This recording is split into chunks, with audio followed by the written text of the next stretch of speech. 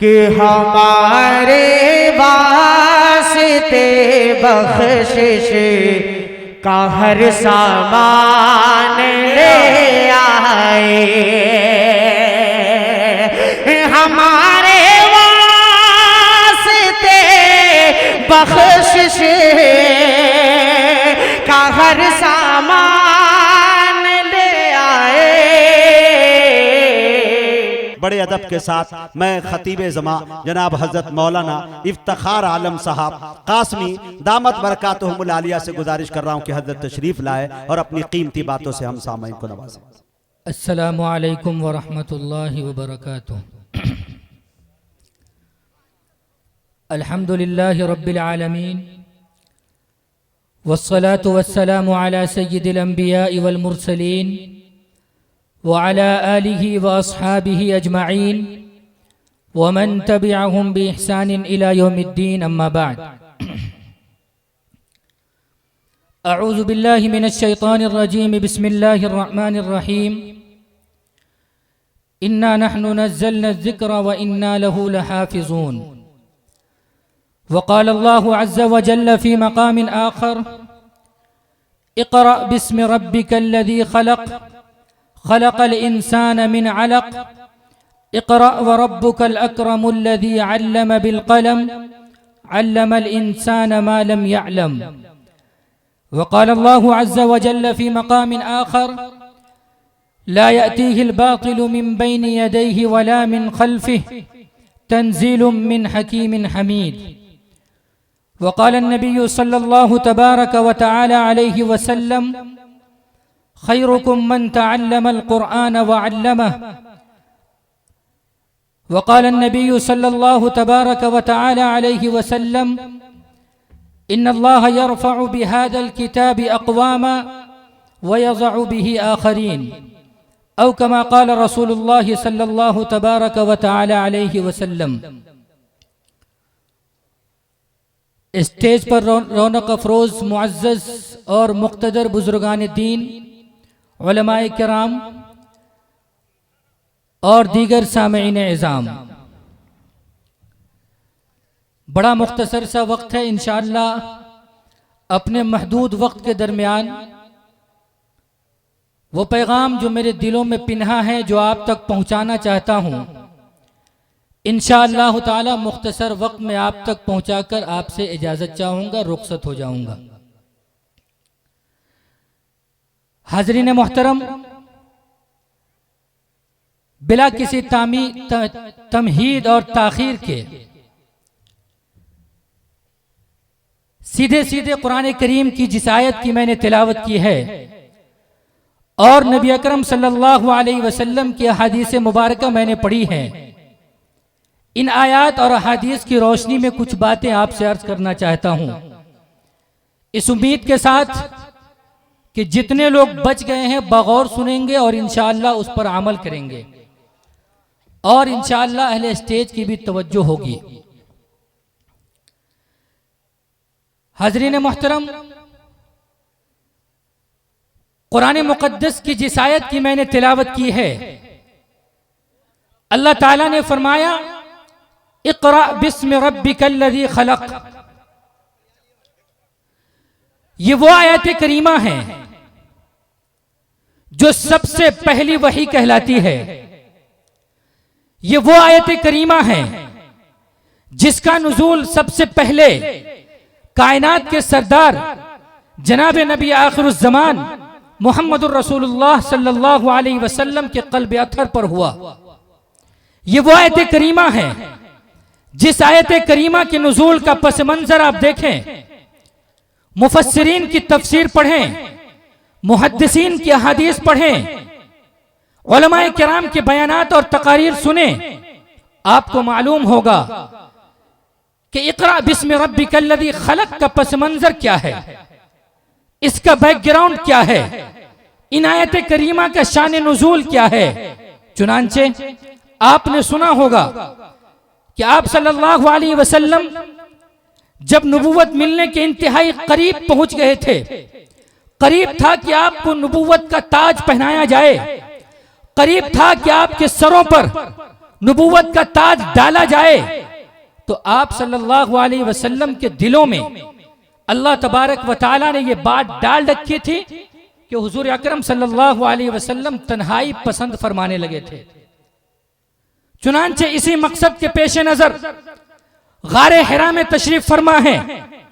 वहीं अल्लाह तबारक व तआला का पैगंबर जलीलुल कद्र पैगंबर हजरत जिब्रील अमीन आते हैं और कायनात के सरदार जनाब मोहम्मद रसूलुल्लाह सल्लल्लाहु अलैहि वसल्लम के पास तशरीफ लाते हैं और फरमाते हैं या मोहम्मद इक़रा, कहते हैं कि मोहम्मद पढ़िए। हुजूर फरमाते हैं मा अना बिकारी, मैं पढ़ना नहीं जानता। दोबारा हजरत जिब्रील अमीन कहते हैं या मोहम्मद इक़रा, पढ़िए। फिर हुजूर फरमाते हैं कि मा अना बिकारी, मैं पढ़ना नहीं जानता। तीसरी बार फिर कायनात के सरदार को हजरत जिब्रील अमीन अपने बाजुओं से दबोच लेते हैं और उसे अपनी मुट्ठी में भर लेते हैं। यूं कहा जाए कि जैसे हम और आप गले मिलते हैं और इंतहाई शिद्दत के साथ मिलते हैं।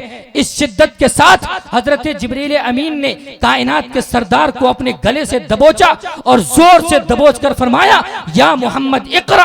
तीसरी बार फिर हुजूर ने फरमाया मा अना बिकारी, मैं पढ़ना नहीं जानता। तो हजरत जिब्रील अमीन ने फरमाया इक़रा बिस्मि रब्बिकल लज़ी खलक़, खलक़ल इंसान मिन अलक़, इक़रा व रब्बुकल अकरमुल लज़ी अल्लम बिल कलम, अल्लमल इंसान मा लम यअलम। हाज़रीन मोहतरम, ये वो बुनियादी 5 आयतें हैं, ये वो इब्तिदाई 5 आयतें हैं जिनका नुज़ूल सबसे पहले हुआ है। अब जरा इसका पस मंजर समझिए।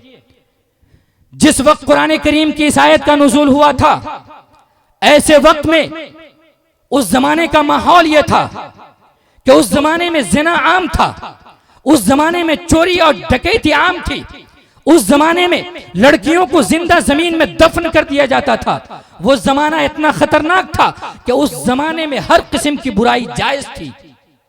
ऐसे वक्त में अल्लाह तबारक व तआला ने सबसे पहली वही उतारी है तो इक़रा की उतारी है। मुजाहिद भाई तवज्जो चाहता हूं आपकी। ऐसे वक्त में इंसानी अक्ल ये कहती है, इंसानी दिमाग ये कहता है, हमारा और आपका तसव्वुर ये कहता है कि जिस जमाने में जिना आम है, जिस जमाने में चोरी आम है, जिस जमाने में डकैती आम है, जिस जमाने में हर किस्म की बुराई जायज है, उस जमाने में उन तमाम बुराइयों पर पाबंदी लगाने के लिए आयत करीमा का नुज़ूल होना चाहिए था। लेकिन अल्लाह ताला ने सबसे पहली आयत जिना पर पाबंदी लगाने के लिए नहीं उतारी। अल्लाह ने सबसे पहली आयत चोरी पर पाबंदी लगाने के लिए नहीं उतारी। अल्लाह ने सबसे पहली आयत डकैती पर पाबंदी लगाने के लिए नहीं उतारी। अल्लाह ने सबसे पहली आयत लड़कियों को जिंदा जमीन में दफन किया जा रहा था, इस पर पाबंदी लगाने के लिए नहीं उतारी। अल्लाह ने सबसे पहली आयत उतारी तो पढ़ने के लिए उतारी और हुजूर से फरमाया या मोहम्मद इक़रा, क्या नबी आप पढ़िए। यह इशारा इस बात की तरफ था कि जिस समाज में इल्म आएगा, जिस समाज में एजुकेशन आएगा, जिस समाज में तालीम आएगी, जिस समाज के लोग इंटेलेक्चुअल होंगे, जिस समाज के लोग पढ़े लिखे होंगे, वहां से हर किस्म की बुराई का खात्मा हो सकता है। मालूम यह हुआ कि हर किस्म की बुराइयों का खात्मा तालीम से हो सकता है। यहीं से दूसरा इशारा यह भी मिलता है कि अगर किसी मुआशरे में जिना आम है तो इसका मतलब यह है कि वहां उलूम नबूवत आम नहीं है। अगर किसी मुआशरे में चोरी और डकैती आम है तो इसका मतलब यह है कि वहां ऐसे अफराद की कमी है जो अल्लाह और रसूलुल्लाह के फरमान को लोगों तक पहुंचाए। और अगर ऐसे अफराद हैं तो फिर वहां ऐसे अफराद नहीं हैं जो अल्लाह और रसूलुल्लाह के फरमान पर अपना कान धर सके और धर कर उस पर अमल कर सके। हाज़रीन मोहतरम, ये इस आयत करीमा का शान नुज़ूल है, ये इस आयत करीमा का बैकग्राउंड है और इसी आयत करीमा से एक इशारा मिलता है। बड़ा बारीक नुक्ता अर्ज करना चाहता हूं। मुझे मालूम है कि आप बड़ी कम तादाद में बैठे हैं, लेकिन मुझे अच्छी तरह मालूम है कि आपकी समाअत बहुत अच्छी है। हर एक की आंखें अल्हम्दुलिल्लाह मुझे देख रही हैं। इसी आयत करीमा में अल्लाह ताला ने फरमाया इक़रा बिस्मि रब्बिकल लज़ी खलक़। उलमाए किराम के हवाले से यह नुक्ता अर्ज करता हूं, बड़ा बारीक नुक्ता है, समझ में आ जाए तो इस पर अमल करने की कोशिश कीजिएगा। अल्लाह ताला ने फरमाया ए मोहम्मद पढ़िए, अपने रब के नाम से पढ़िए। पढ़ना क्या है अभी तक पता नहीं है।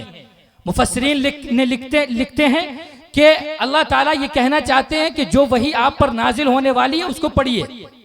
लेकिन जिस वक्त हुजूर को मुखातब करके इकरा कहा जा रहा है, अभी तो वही का नुज़ूल हुआ नहीं है, अभी आयत करीमा का नुज़ूल हो ही रहा है। सबसे पहली फुर्सत में जब इकरा कहा जा रहा है तो आखिर वो कौन सी ऐसी चीज है जिसके बारे में हुजूर को हुक्म हो रहा है कि हुजूर पढ़िए। मुफस्सिरीन ने एक बारीक नुक्ता लिखा, सीधा सीधा तर्जमा करेंगे पता नहीं चलेगा। इस आयत करीमा में फरमाया, ए मोहम्मद आप अपने रब के नाम से पढ़िए जिसने पैदा किया, अल्लज़ी खलक़ल इंसान मिन अलक़, जिसने इंसान को गोश्त के लोथड़े और खून के लोथड़े से पैदा किया। इक़रा व रब्बुकल अकरम, पढ़िए अपने परवरदिगार के नाम से, आपका परवरदिगार बहुत ज्यादा बाइज्जत है। अल्लाह ताला ने कहीं ये नहीं कहा कि पढ़ना क्या है। अब मुफस्सिरीन का नुक्ता सुनिए। अल्लाह ताला ने बेशुमार औसाफ अपने बयान किए। फलिल्लाहिल अस्माउल हुस्ना, अल्लाह के बेशुमार नाम है, अल्लाह के अच्छे अच्छे नाम हैं। अल्लाह का नाम आपने जब्बार सुना होगा, अल्लाह का नाम आपने कहार सुना होगा, अल्लाह का नाम आपने सत्तार सुना होगा, अल्लाह का नाम आपने गफ्फार सुना होगा। इस आयत करीमा में जो सबसे पहली आयत है, न तो जब्बार का जिक्र है, न कहार का जिक्र है, न सत्तार का जिक्र है, न गफ्फार का जिक्र है, न खालिक का जिक्र है, न मालिक का जिक्र है, न राज़िक का जिक्र है। अल्लाह ताला बताना ये चाहता है कि पढ़िए अपने परवरदिगार के नाम से, जिस परवरदिगार ने सारी कायनात को पैदा किया है। ये बताना चाहते हैं कि अल्लाह ताला सारी कायनात का खालिक है, सारी कायनात को पैदा करने वाला वही है। मतलब ये है कि ऐ लोगों, आप सारी कायनात को पढ़िए, अल्लाह की सारी पैदा करदा चीजों को पढ़िए, सारी मखलूकों को पढ़िए, और इसको खोलो तो इस तरह से खोल सकते हो कि पढ़ो इन आसमानों को, पढ़ो इन जमीनों को, पढ़ो इन पहाड़ों को, पढ़ो इन दरख्तों को, पढ़ो इन सैयारों को, पढ़ो इन नजारों को, पढ़ो इन बहारों को, पढ़ो इन पहाड़ों को, पढ़ो इन उलमा को, पढ़ो इन हुफ्फाज को, पढ़ो इन दुनिया के नक्शे कदम पर चलने वाले लोगों को। और कुरान करीम ने इसी का नक्शा दूसरी जगह खींचा है, अफला यतदब्बरून अल कुरान। पढ़ने का मतलब यह है कि कुरान करीम में गौर करो, और जब कायनात के निजाम में गौर करोगे, कायनात की खिलकत में गौर करोगे, अल्लाह के सिफत खालिकियत में गौर करोगे, और इस बात का इकरार ज़हन में हो जाएगा, आपका दिल इस बात को तस्लीम कर लेगा कि सारी कायनात का खालिक सिर्फ और सिर्फ अल्लाह है, तो दिल में ये बात यकीनन आएगी कि जब सारी कायनात का खालिक अल्लाह है तो फिर परस्तिश के लायक, इबादत के लायक भी वही ज़ात है। इसलिए मेरे बुजुर्गों, मेरे अजीजों, ये कुरान करीम की सबसे पहली आयत है जिसमें अल्लाह ताला ने पढ़ने का हुक्म दिया है। किसी शायर ने बड़े अफसोस का इजहार करते हुए कहा था, हैरत है कि तालीम और तरक्की में है पीछे, हैरत है कि तालीम और तरक्की में है पीछे, जिस कौम का आगाज ही इकरा से हुआ था, जिस कौम को पूरी दुनिया को एक लीडर फराहम करना चाहिए था, और आप ही वो कौम है कि आपने किया है, आप ही वो कौम है कि आपने 850 साल तक हुक्मरानी की है, और आपने ऐसी हुक्मरानी की है कि जिसमें जर्रा बराबर कहीं खलफशार की नौबत नहीं आई है।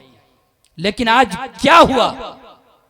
आखिर हमारे ऊपर इतने बुरे दिन क्यों आए कि हम पिटने लग गए, हम मार खाने लग गए?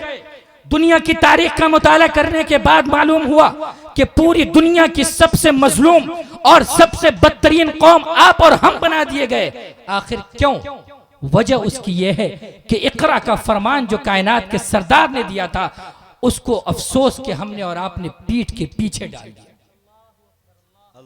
अगर आज हमारे ज़हन और दिमाग में वही इकरा घूमने लग जाए, और इस तरह घूमने लग जाए कि जिस तरह इन हुफ्फाज़ किराम ने कुरान करीम को अपने सीने में महफूज किया है। अभी आप वो नज़ारा देखेंगे कि हुफ्फाज़ किराम के सरों पर दस्तार बांधी जाएगी, उनकी फजीलत में अशार पढ़े जाएंगे, उनकी फजीलत में हदीसें सुनाई जाएंगी, उनकी फजीलत में जन्नत की सैर कराई जाएंगी। वो सारा कुछ आप अभी अपनी निगाहों से देखेंगे। लेकिन यकीन जानिए, ये जो इतना बड़ा मंजर अभी आपके सामने आने वाला है, ये ऐसे ही नहीं आया। इनके वालिदैन ने, इनके माँ बाप ने, इनके जिम्मेदारों ने, इनके असातिज़ा ने इकरा का जो पैगाम हुजूर से लिया था और इकरा का जो पैगाम कुरान से अखज़ किया था, इस इकरा के पैगाम को लेकर इन तालिबान उलूम नबविया को अपने सामने बिठाकर और इकरा बिस्मि रब्बिकल लज़ी पढ़ाया है और इस तरह पढ़ाया है, इस तरह रटाया है कि ये हुफ़ाज़ किराम अल्हम्दुलिल्लाह रब्बिल आलमीन से लेकर वन्नास तक पूरा कुरान करीम बैठकर आपको सुना देंगे। मेरे अजीजों, मेरे बुजुर्गों, मेरे दोस्तों, अब मैं आखिरी बात आज करने चला हूं। मेरा 20 मिनट वक्त था, अब होने जा रहा है। कुरान करीम दरअसल अल्लाह तबारक व तआला की जानिब से एक पैगाम है और हमारे और आपके लिए हिदायत का सामान है। कुरान सिर्फ हमारे लिए और आपके लिए हिदायत का सामान नहीं है। कुरान से पूछो, ए कुरान, आप किसकी हिदायत और रहनुमाई करते हो? कुरान कहता है शहरु रमज़ान अल्लज़ी उन्ज़िल फ़ीहिल कुरान हुदल लिन्नास, कि हम लोगों की हिदायत के लिए भेजे गए हैं, लोगों की रहनुमाई के लिए भेजे गए हैं। ये सिर्फ मुजफ्फरपुर वालों के लिए नहीं है, ये सिर्फ दरभंगा वालों के लिए नहीं है, ये सिर्फ बिहारियों के लिए नहीं है, ये सिर्फ हिंदुस्तानियों के लिए नहीं है, बल्कि ये कुरान करीम पूरी आलमी इंसानियत के लिए है। और पूरी आलमी इंसानियत को ये चैलेंज है कि तुम अगर सीधे रास्ते की मुतलाशी हो और सीधे रास्ते पर गामजन होना चाहते हो तो कुरान करीम के दामन से वाबस्ता हो जाओ। यही तुम्हारे लिए सच्चा रास्ता है, यही तुम्हारे लिए सीधा रास्ता है। इहदिनस सिरातल मुस्तकीम सिरातल लज़ीना अनअमत अलैहिम गैरिल मग़ज़ूबि अलैहिम वलद्दाल्लीन। जिस सीधे रास्ते को हम और आप हर नमाज में तलब करते हैं, वो सीधा रास्ता कुरान करीम में पोशीदा है, कुरान करीम में मख्फी है।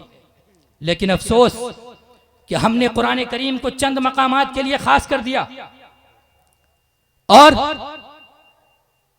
हमने ये समझा कि कुरान करीम सिर्फ और सिर्फ जलसे और मिलाद का आगाज करने के लिए है, कुरान करीम सिर्फ तरावी में पढ़ने के लिए है, कुरान करीम जब किसी की रूह निकल रही हो तो उसके सरहाने बैठकर सूरह यासीन पढ़ने के लिए है।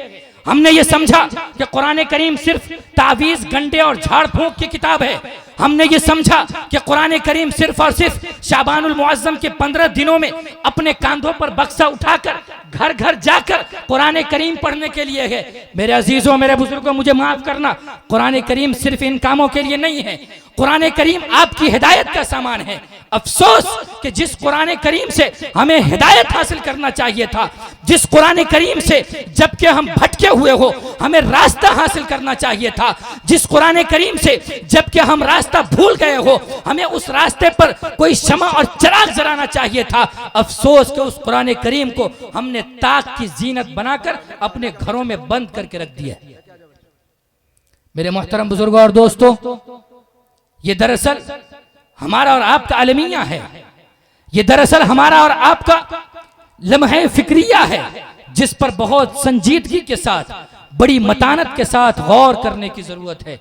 अल्लाह तबारक व तआला हम सबको कुरान करीम समझने की और कुरान करीम पर अमल करने की तौफीक अता फरमाए।